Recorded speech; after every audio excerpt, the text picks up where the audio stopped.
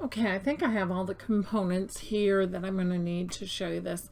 So I have a card base. It is set at 11.5 by 8. I have my score line here. I have a castle image that I uploaded. And then I also have the horse and carriage.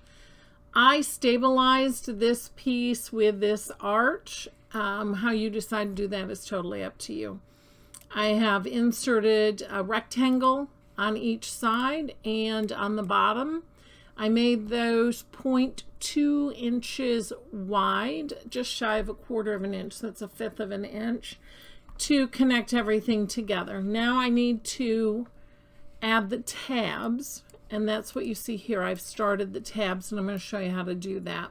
So I have the tabs for the left and the right side. I still need the tab for the bottom. And what's going to happen is you're going to insert a score line and then fold this portion under and glue it to the card itself, the card base.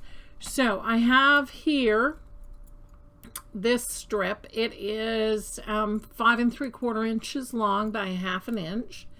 And I'm going to be placing it right here, but I want to get the angle at the ends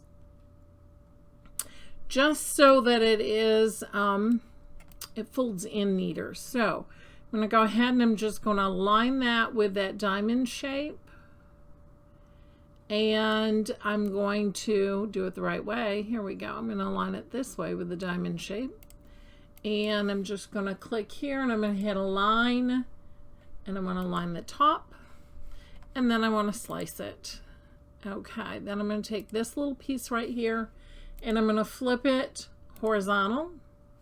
And then I'm going to hit the shift key, click on my bar again. I'm going to hit align. I'm going to align it to the right hand end. And I'm going to align bottom. And then I'm going to slice. And now that is that shape that we want here. So now I'm going to go ahead and get rid of this, get rid of all of this. All right, so now we're going to need some additional score lines. I have one here. I'm just going to duplicate it. And I'm going to rotate this 90 degrees. And I'm going to make it 5.75 inches long to go right in there. And then I'm going to duplicate this again. And I think this was 2 1/4 inches. Well, actually I could check, couldn't I? 2.2. All right. So these I need to be 2.2 inches. And I need 2 of those. So I duplicated that.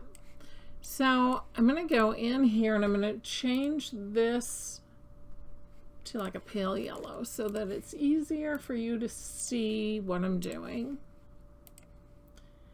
And now I'm going to go ahead and I'm going to zoom this screen a bit so that you can see. Now I'm going to pull these so I have some distance. I want this to sit right on a line to make my life easier. So I'm going to make this exactly 3 inches. It was 2.9996. So I'm going to pop this so it's going to sit at 14 and 6. And now this will make it easier for me to put the rest of my pieces in. So this piece I'm going to put right here, which is going to go at 9 because it's going to be 6 plus the 3. And it's going to go at 14 there.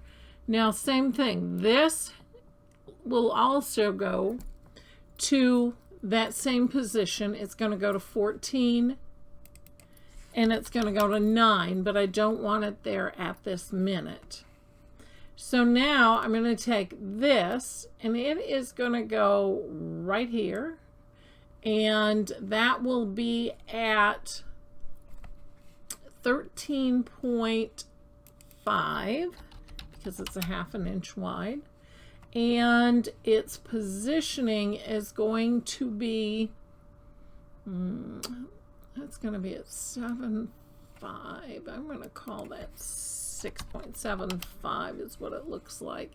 So this one will go to the same height, 6.75. And then I need it to be at 1975. There we go. So now I'm going to just make a quick little note so that I know what measurements I had. So I have 13.5, 675. This one is at 14.9, and this one is at 1975 and 675. So now I'm going to take this and I'm going to weld it. Select it all and weld it. Now it's all one piece. And I didn't do a really good job right here. I would go ahead and insert a shape and clip those out if I was actually going to use this, but obviously it's not. So now I'm going to take this score line and I'm going to position it at 13.5 and at 6.75, plus a half an inch. So it's going to be at 14. Okay. And then this one will go to 1975 and 675. And then lastly, this one goes to 14.9. Now, I'm going to send this to the back so you can see. And there's all your score lines. And so that makes it easier for you to just fold it back in the right spots. And I'm going to click attach. And now that piece is done. Let me zoom back out of this. And you'll see what I'm saying. So here's our card. And this will fold back and it's going to sit right there. Here's our score line. And I'm just going to center that so you can see that will be the inside of your card. Now we have our castle, and our castle we want here, but we want it attached to this outside edge. So I'm going to take this and I'm going to flip it horizontal. Now I'm going to move it so that he is going to be touching this. So let's get this guy out of my sight for a minute. Just gonna pop his eye closed.